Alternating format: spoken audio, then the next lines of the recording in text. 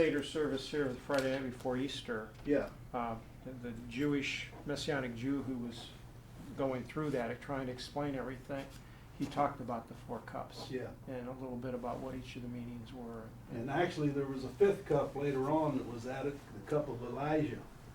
And nobody drinks of it because they don't believe that the Savior's come yet. Yeah, they typically set an extra place setting Right. at the Seder service for Elijah. Right. And they just set it out, but then they leave it Nobody blank. drinks of Yeah. it, right.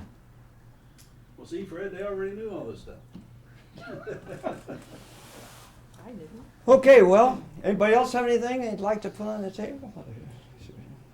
So, I was, I had a Bible study this past week, and as I was kind of moving through this Bible study, all of a sudden I began to sense I really wasn't teaching anything, I was being taught. And anyway, I want to, my conclusions were, we've had epidemics of bird flu, AIDS, all that frightens us, and the Lord began to deal with my heart. There's a different epidemic coming. And when I began to think in terms of what that epidemic would be, God began to deal with my heart that there's an epidemic of fear coming. And I mentioned that there are 3 groups of people. God is dealing with all 3 groups of people, but how and what can He use to begin to bring the people into the fold? Because as He deals with this, we were talking about Ernie's granddaughter this morning and some attachments and wealth, and she had been someplace. And in order for, there is a reason why God is going to use this fear. And as I began to ponder this, there are things that started to come in my mind. Because basically, fear always springs from ignorance. And actually, Francis Bacon said that there is nothing as terrible except for fear of itself. And so, fear is a painful emotion excited by the expectation of evil or of impending danger, or due regard as of persons of authority or worth. The epidemic is a fear of a disease arriving from a widespread cause affecting a whole people during the same period. That's a broad statement because it affects everybody at the same time. So as that begins to happen, what it's saying is, here's an interesting word when it comes to an epidemic, nobody is immune. So, in reflecting on this great ingathering that God someday will begin to work, is going to come by just natural means or by just preaching. God has to do something to separate people. And as a result of that, the first time the word afraid appears is in Genesis 3:10, where if He doesn't address this, we wouldn't have any. There would be no fear. But because of what Adam did, he said, I was afraid. First time the word afraid. Now because of what he did, that affects everybody from that time on.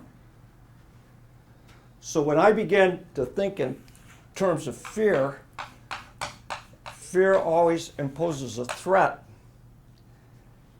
And wherever there's a lack of love, there will be a heavy evidence of fear. In 2 Timothy chapter 1, verse 7, the Word of God says, God has not given me the spirit of fear, but of power, love, and a sound mind.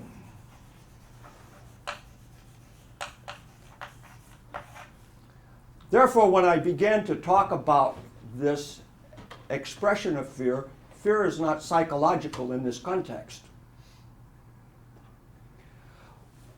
If God uses an international epidemic of this, there is a reason for that.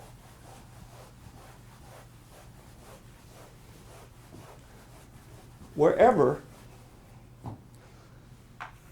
this word starts to be reduced or lost, fear begins to replace it.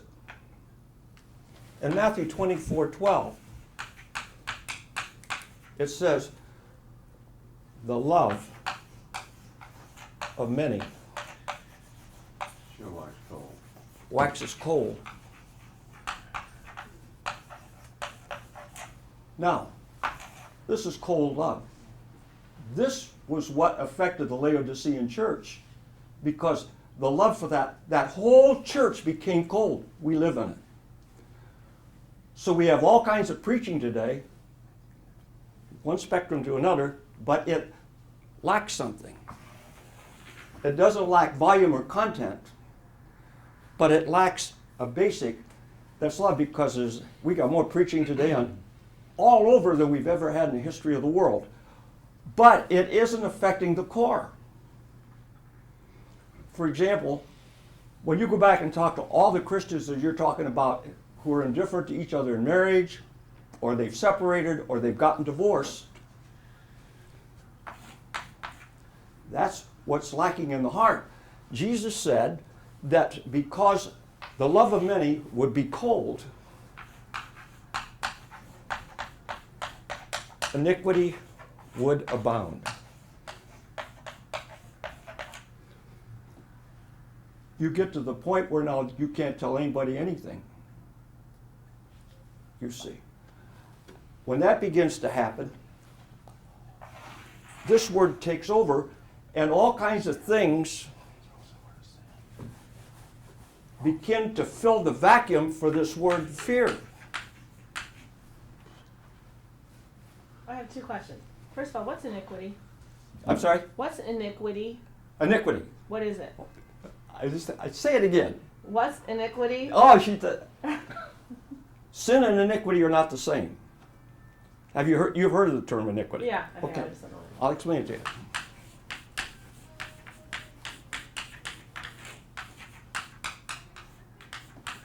This word appears for the first time, well, actually not the first time, but has its origin in Ezekiel 28.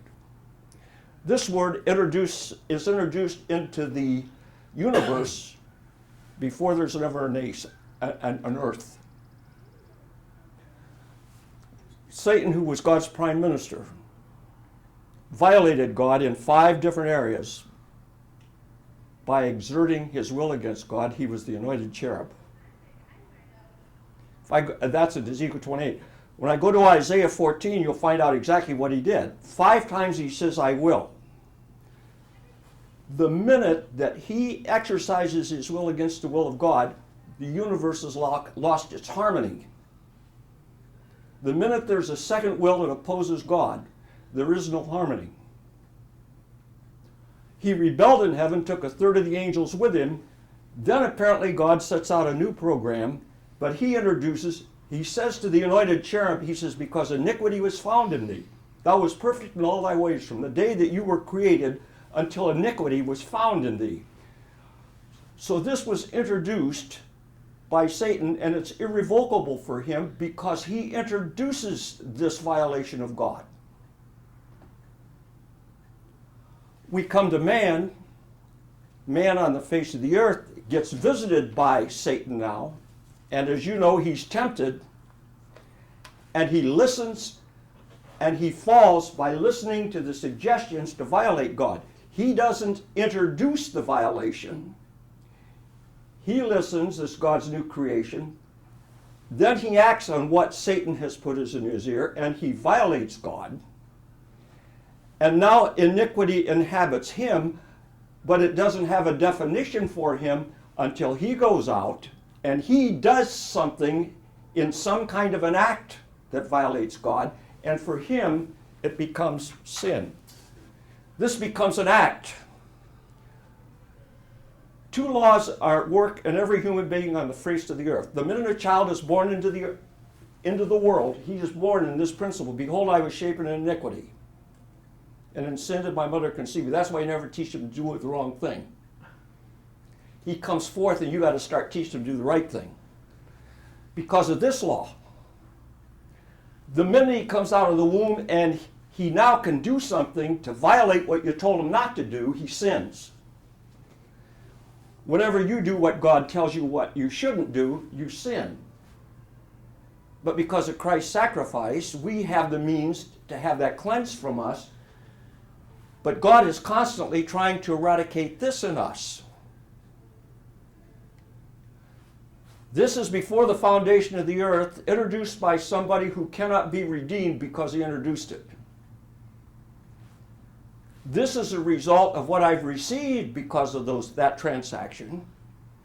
And now it's at work in my behavior, but once I come to Christ, it's all forgiven in my past. Both my condition of this and my behavior, all is washed by the blood.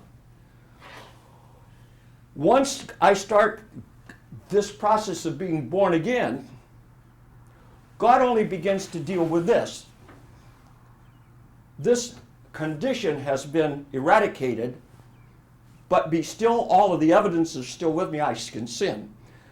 Now, if I confess it, the blood of Christ erases anything my behavior has been involved in. The two are not the same. Anytime I sin and don't confess it so the blood cleanses it, I walk back in this principle. Jesus said, many will come to me in that day and say, Lord, we did all these wonderful works in your name. And he'll look at them and he'll say, depart from me, listen to this, you worker of iniquity, I never knew you. One of the reasons things wax cold today is because we have so many relationships of all kinds, including marriage,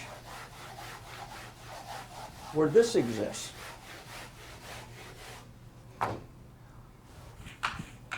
In a divorce, this is the type of, when you're talking to somebody, both saved and unsaved, they begin to talk about their first marriage. They say my ex with disdain. I was interviewing a man for a position, a spiritual position, and he says, my ex, he's in his third marriage. He's a born-again man. He wants to minister. I says, you know what? You've got a problem. You're walking iniquity. Now what displays itself is fear develops out of ignorance. He reacted against me. You know, the minute he said to me, my ex, he's walking iniquity. You know why? He's never forgiven her. There's never been reconciliation. And from the day that attitude developed in him, he walks in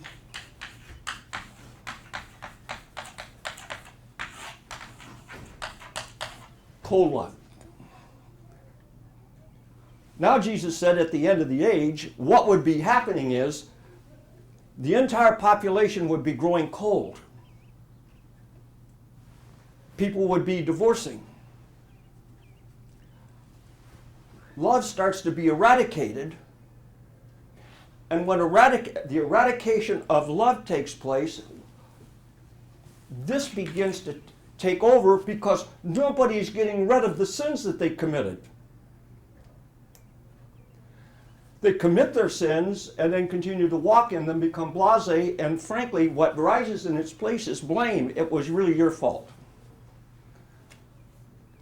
Furthermore, there's a thorn that exists when you blame somebody, and if you don't eradicate it, the thorn of blame, you can't forgive somebody.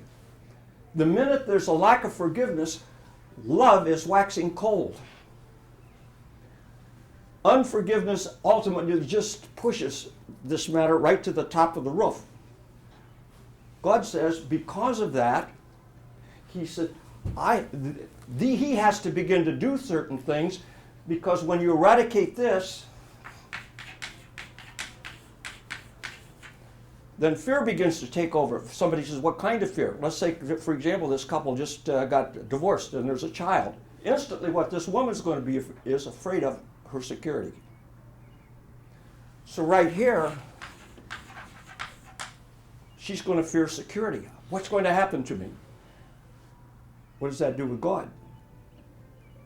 Behind the scenes, God is making this statement. If you lose your life, you find it. And if you find your life, you lose it. There is so much behind that statement. I was taught, as I began in this Bible study to unfold, there's so much behind that.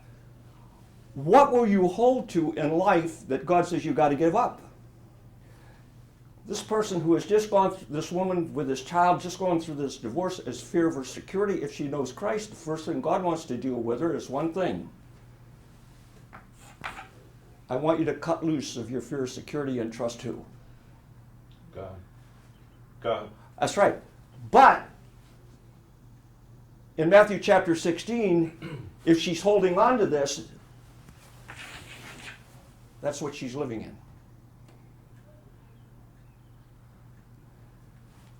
I can't get, next thing, for example, let's look at the economy. We're talking about economy is starting to go cold, and it is growing cold. God says, I'll tell you some other things that you're going to be afraid of. Your job. All those people up in Parma, Ford is pulling out. What does that create? Fear. What? Fear. Fear. God says, I will identify everything in your life that you're holding on to, because if you don't have what I'm talking about when these things really crunch, you won't get it when you get into it.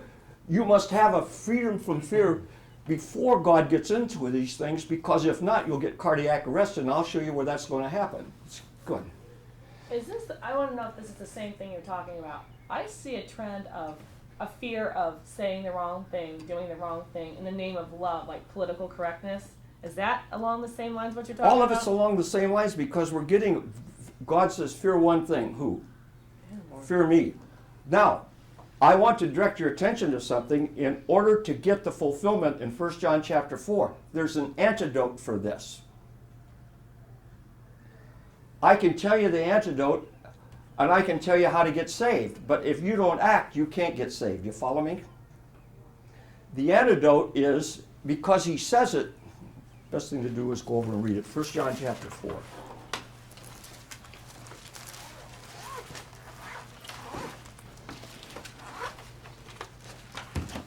Now, chapter 4, and we'll pick it up in verse 17. Once I come to Christ, he has one thing that he wants to perfect in me. This epidemic that I'm talking about is going to be so prolific that when I see these things coming, he says he's going to shake heaven and earth. When my heart starts to be affected, it can take so much, and then I lose my orientation. I get outside of my parameters. For example, if you were in Greensburg, Kansas this morning, it's all gone. What are you going to do? I look out to the city, the community, it's all gone. There's nothing out there. My job is gone, my home is gone, my possessions are gone, my money's gone, everything's gone. The Bible refers to terrorists as tormentors.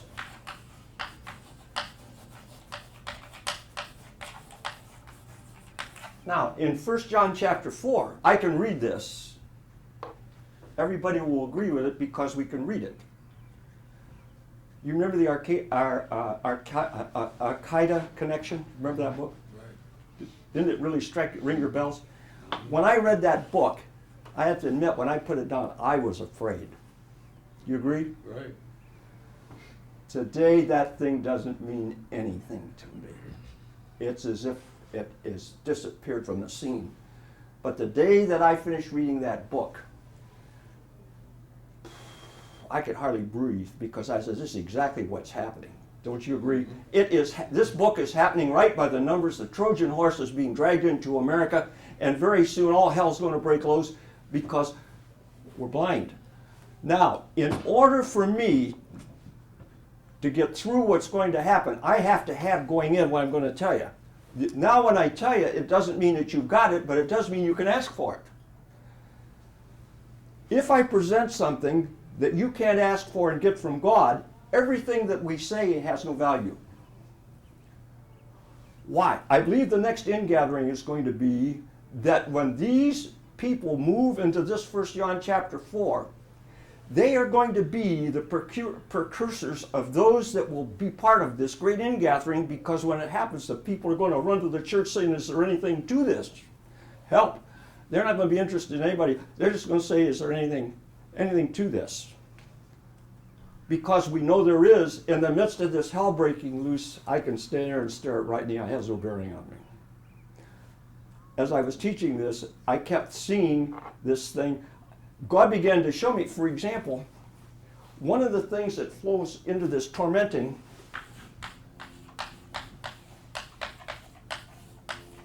viciousness. Viciousness. I saw a few minutes of a movie. I don't know the name of it. It was so vicious. It was so vicious with these two perpetrators, it was frightening. Because in what was depicted, if you got in the life, if they came into your life, there was no mercy. These people depicted viciousness, almost heart-stopping viciousness. And I was enthralled by it because I knew I was watching not what they were doing, but the depth of their character was that. Now, as I begin to violate this, as what it says, and Jesus says the love of many waxes cold, all these kind of things pour in. Hatred. We could go on and on and on. Anger. Bitterness. Resentment. All of these start to fill the vacuum. As this fills the vacuum,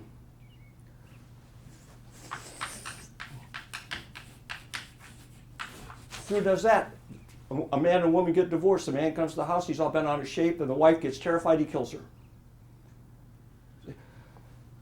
Down in the jail, the worst group that they don't want to let out, and the ones that the prisoners are the most fearful of, and won't let out of their cells, are the teenagers. The reason that they're afraid of them, they don't want to let them out, is they have absolutely no character and they're unpredictable. Therefore, viciousness can surface like that, and they're not prepared for anything can trigger it. See, I just finished reading a book about the Second Vietnam, the war on crime. Even the hardcore old prisoners are terrified of these kids. There is no restraint in them. Viciousness. These things never move without a coordination of activity. The longer people walk in iniquity, and as it gathers, the more they are indifferent to the pain in people's lives. Therefore, it says, I don't have time to go into it, they ever learn, but they can never come to the knowledge of the truth. As a result, they continue to listen to lies. Now we got the video games. And as I was reading about this, they said one of the reasons now that these kids come out and they can put the bullet between your eyes because they do this so much. They're constantly killing. They have no, talks about 11-year-olds, this thing down in Virginia Tech. He walked in, he shot him right between the eyes. So when I begin to see this, the antidote, God has it, here it is. Here is our love made perfect. He says that love can be made perfect. Let me say then that any challenge that you have concerning love not being made perfect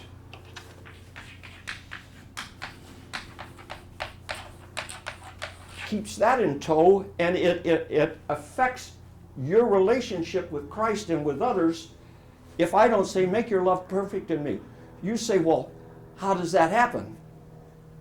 Last week I had a little something happen. I didn't know that it was my birthday coming up, and I hadn't heard from my daughter, frankly.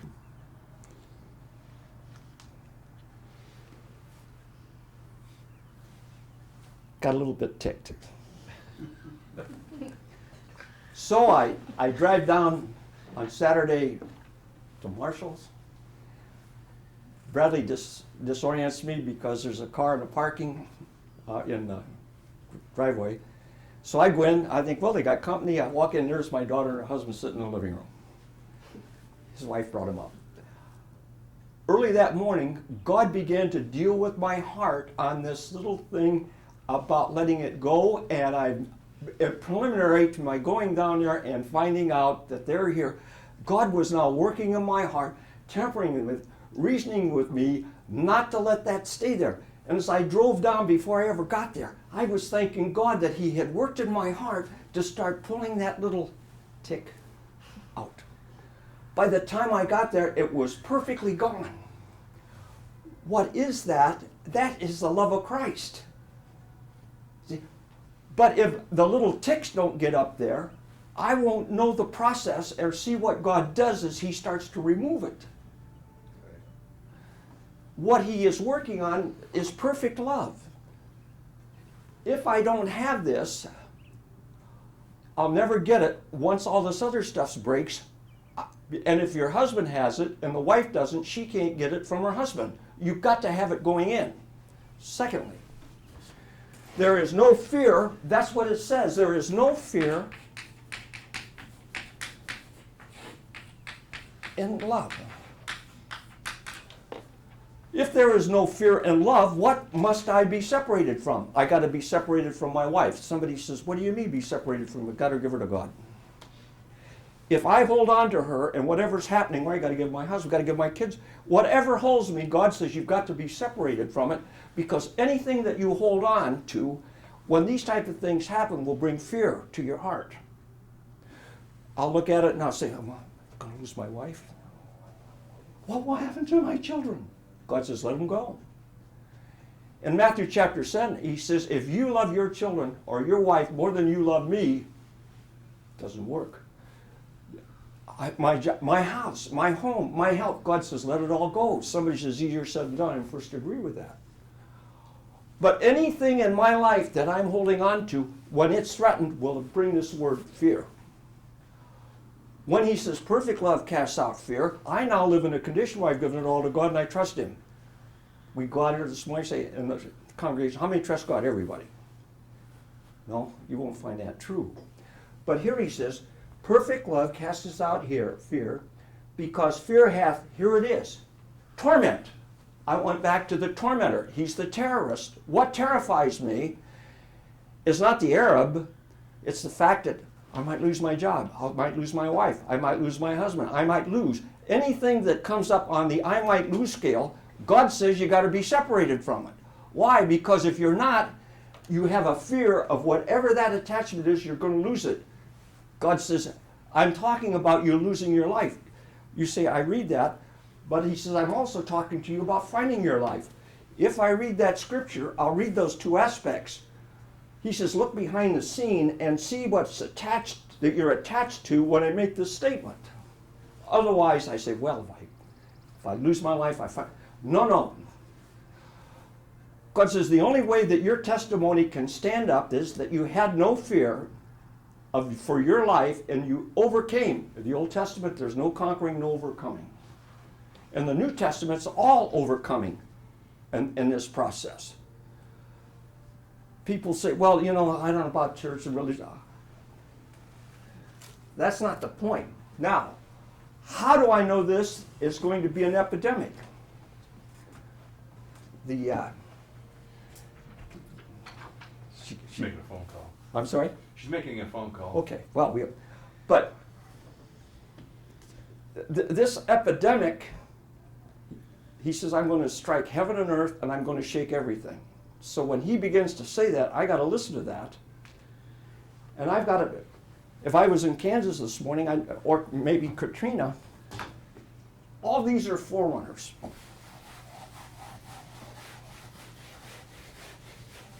Why does this happen? Because in my mind,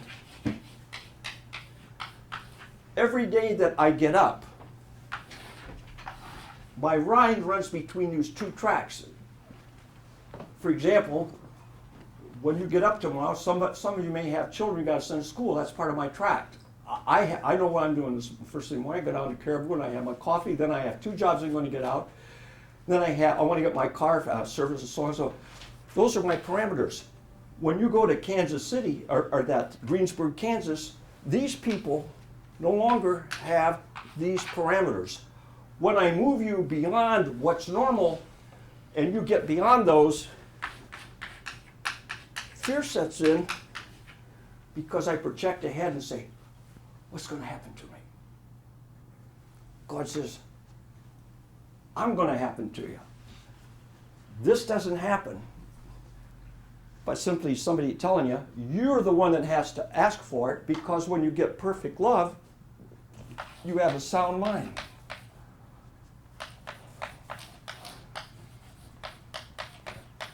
During the Depression in 1929, people lost everything. Then they committed suicide. Go over to Luke chapter 21.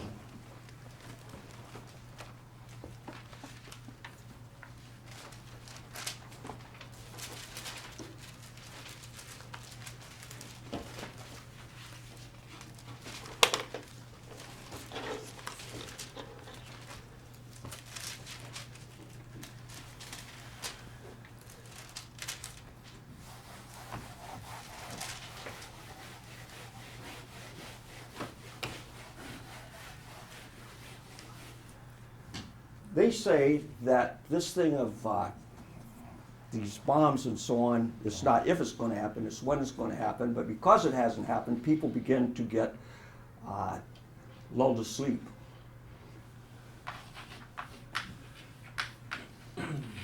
But when it happens, another 9/11, all kinds of restaurants closed after 9/11 because people, they lost interest. When I read what Jesus says right here, verse 24, they shall fall by the edge of the sword and shall lead away nation captive in all nations. Jerusalem shall be trodden down till the times of the Gentiles be fulfilled.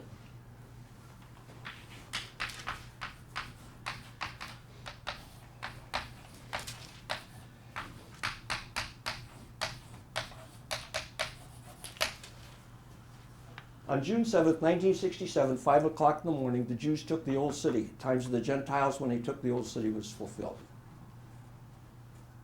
But whenever God begins to bring something to conclusion, it doesn't hit a brick wall. It drifts into conclusions. So we're in that period of time where God is sending all kinds of messages to him. 9/11, a message. Al-Qaeda, a message. AIDS, storms, all messages. Why? Because segments of our nation are getting obliterated. An island off the coast of California, 80,000 acres are on fire. The whole state of Florida is under smoke this morning. Fires have broken out all over the state. I'm 76 years old, left 75 in the rearview mirror yesterday. Happy birthday, Fred. I thought you never offered. Don't get me. Yeah. But I appreciate your card. Anyway, all of these things are designed to point us to what Jesus is saying. Jerusalem, and now I mentioned that God is dealing with his people, the Jews. All the nations are being judged now according to how they're going to deal with the Jews. But God's people, who are the church of God, he's dealing an entirely different program with them. He's trying to get his people separated and oriented on him rockwise, because he says, there shall be signs in the sun and the moon and the stars, and upon the earth distress of nations with perplexity, the sea and the waves roaring. Here it is. Men's hearts failing for them for fear and for looking after those things which are coming on the earth. For the powers of heaven shall be shaken. Jesus says this right there. He says it's going to be an epidemic.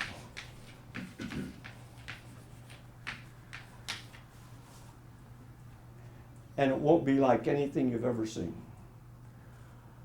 That epidemic will be an epidemic of fear, and he says it's coming upon the world. It isn't just coming to Greensburg, Kansas, or Katrina. He says coming on the world. That means is you can't hide from it. Why would he do that? Great ingathering, he's going to purify the church. All these people who are walking to iniquity, indifferent, blasé, divorced to remarry, all those kinds of things. He says, their hearts cardiac arrest. They will go outside of their parameters, their mind can't pick it up, and it'll be so expansive it'll stop their hearts. Then it says, many are going to die because of it. He says, you have one orientation where you can get, because where perfect love exists,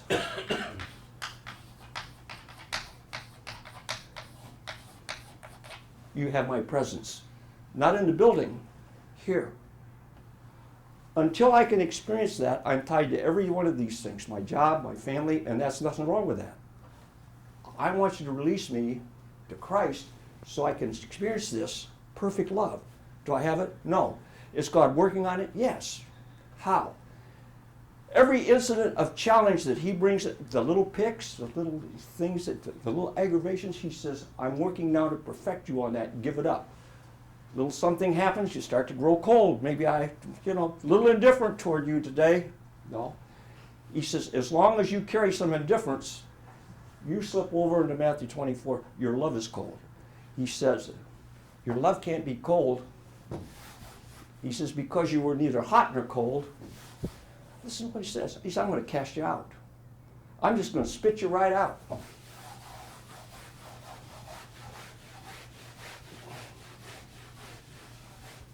So anyway, as I was reflecting on that, I said, you know what? The only thing I can do is ask for it. Lord, if you can say I can ask for your perfect love, I'm going to ask for it. Don't know how you're going to do it. I'm asking for it. I've got to have it. And if you get it, can't share it with anybody. This isn't like salvation, where you say, if you pray to receive Christ, you will now enter into the same awareness I have that Jesus lives. It doesn't work that way. He says, if you neglect salvation,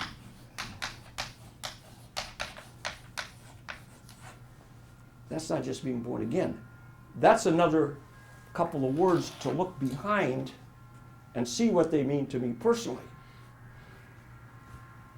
You become, when you talk about light, God uses you as the light. You have the treasure in an earthen vessel. You become an epistle of Christ. People don't run to some institution. They run up and say, Si, what do you got? And you don't tell them where you're going to church. You tell them what you have, and maybe the only hope they have is to receive Christ. Somebody who's absorbing this is in the process of coming to full maturity in Christ so that he realizes all of these things out here, literally, he has to let go of.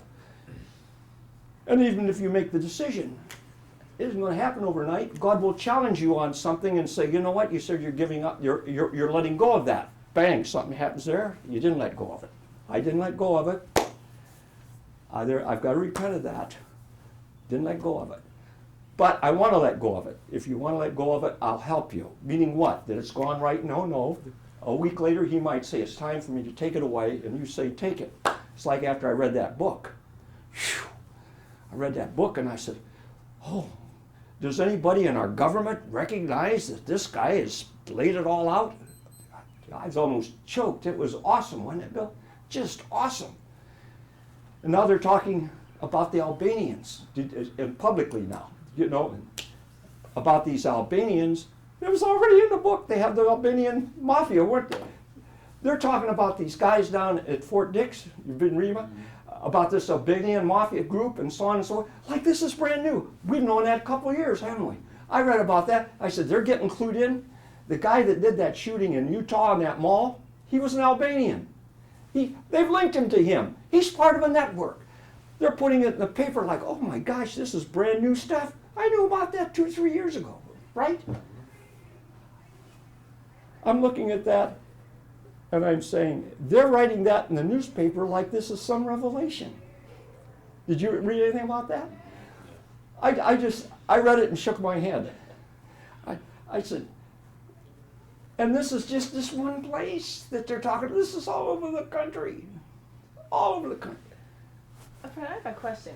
The fear thing interests me when you were talking about that, because it just seems like people are afraid to speak up when they know something is wrong. I don't think that's a coincidence.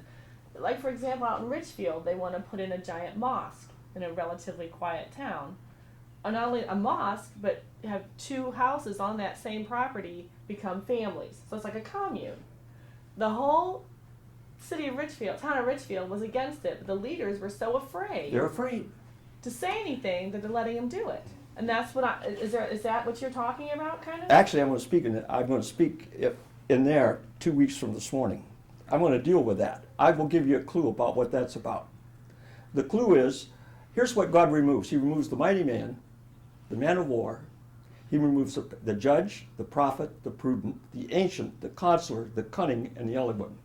Then he says he will send children to be your princes, and babes shall be ruling over you, and the people shall be oppressed. Ayakoko has a book out right now. It states, where have the leaders gone? I'll tell you where they're gone. God's taken them away. What does he give you? He gives you babes. And what's the expression of babes? Is fear. Afraid to stand up for what's right. Our whole government is like that.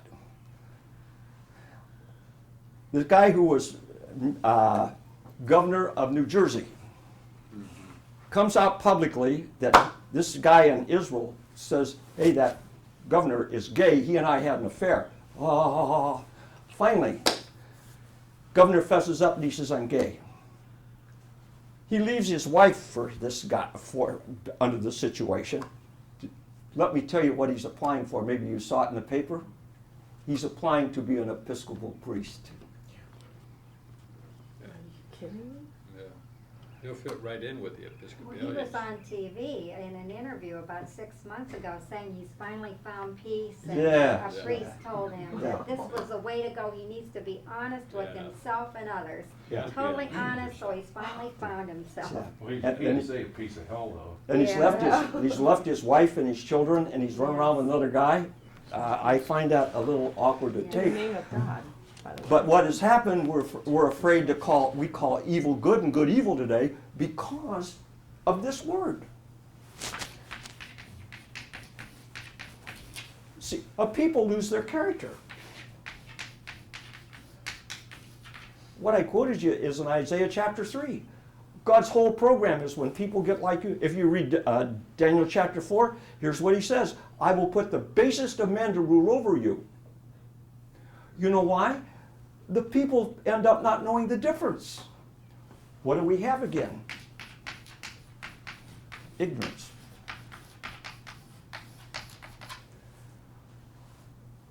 Yeah. You know, it's not just the people in the political arena, though, that you know, aren't abreast of things and aren't doing what they ought to be doing. It's the people, it's the men that fill the pulpit across the country that name the name of Christ, and they have a fear of man, and the word says that brings a snare, no fear of God, that they're gonna stand one day before him and give an account for the 50, the 100, the 200, the 1,000, the 5,000 that are sitting under their preaching and teaching, and they're not instilling the fear, saying, you're thinking about divorce?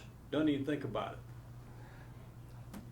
Bill happened to be in a Bible study I had some time ago, and I brought up a subject biblically, and a guy got livid, didn't he? Mm-hmm. He got so livid, he couldn't even talk. He grabbed his Bible, slammed it shut, said, why did you bring that topic up? It was on euthanasia. And I said, anybody can be forgiven for what they've done. He started storming out, didn't he? He said, in fact, he said, why did you even bring it? And he says, if you come back here, I won't come back again.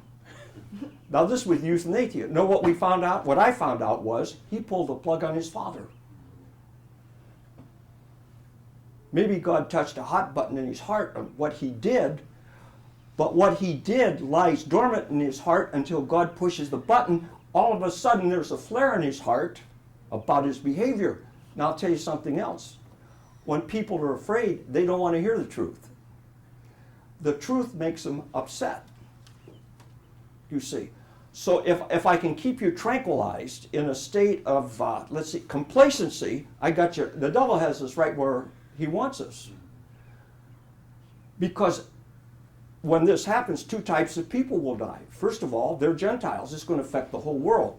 People without this, in fact, in Isaiah 23, God says, don't pray for the people anymore. He says their sin is irrevocable. He says this sin cannot be purged except through death. So there comes a time that God begins to work that way. When he begins to work that way, he will always have a remnant of people that he's prepared who have been alerted in advance of what they have to go before him to get, so he will now insulate them against these powers, and they won't have any influence on his remnant. That remnant will be those who now reach out and people run up. You won't have to put the sign out, church. If people say, that guy's a Christian, I want to run over there and see what he's got.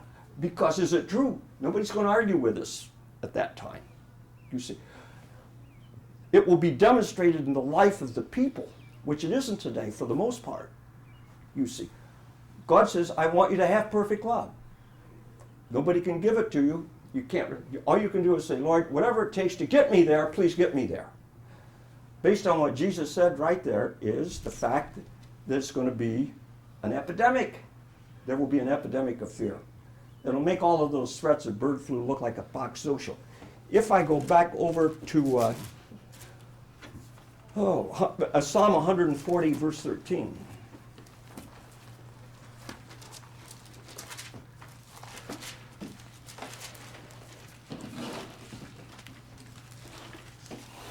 Now, it says, surely the righteous, in verse 13, surely the righteous shall give thanks unto thy name. The upright shall dwell in thy presence. When I use the word presence, then it goes back. Don't neglect salvation. Two things happen when I have perfect love. Number one, I have that. Number two, I have his presence. They work together. God can't reveal his presence to most people because most people are deficient in the love of Christ. You say, where are my deficiencies? Nobody can tell you where your deficiencies are unless you go to God and say, please reveal my deficiencies in what hinders me in my love for you and your love for me. A husband looks at a wife looks at a husband. She may say, do you love me? Or he may say, do you still love me? God says, if you're not working this process in me, you'll never even know what I'm talking about. It's like trying to talk to you about salvation before you're saved. You don't have a clue. You may hear the words, but they don't mean anything to you. God will give you the words that you can't hear so that you know it's out there, so you can ask for the words to be made real to you. When he does that, he says, you know what? I got you ready for the coming storm, so when you see tornadoes coming, somebody was telling me the other day that at one stroke out in Kansas, they had 67 or 73 79. tornadoes at one time. I've been saved I've been on this earth quite a while. There are things going on I never heard of. There used to be tornadoes, maybe they tear the buildings down, maybe somebody got hurt, but nobody ever got killed. Now everybody, all kinds of people they got to go looking for them because they know they're there. So anyway, you can have it. It's up to you. God's the only one that can do it. This isn't anything somebody can teach for you to say, oh, gee, I understand everything you're telling me. What I'm saying is you go out and say, whatever I'm hearing, I don't really know what it means, but help me get it. At least I'm aware I can ask for it. You see, which makes me very alert to get rid of cold love.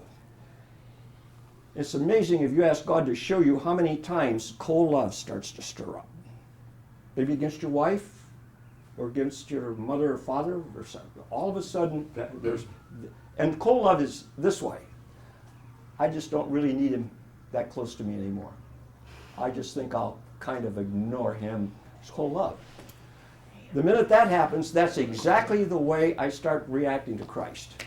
The minute I do that to him, because all sin's against the love of Christ, not just against whoever it's directed to. So anyway, that's it. John, why don't you close this?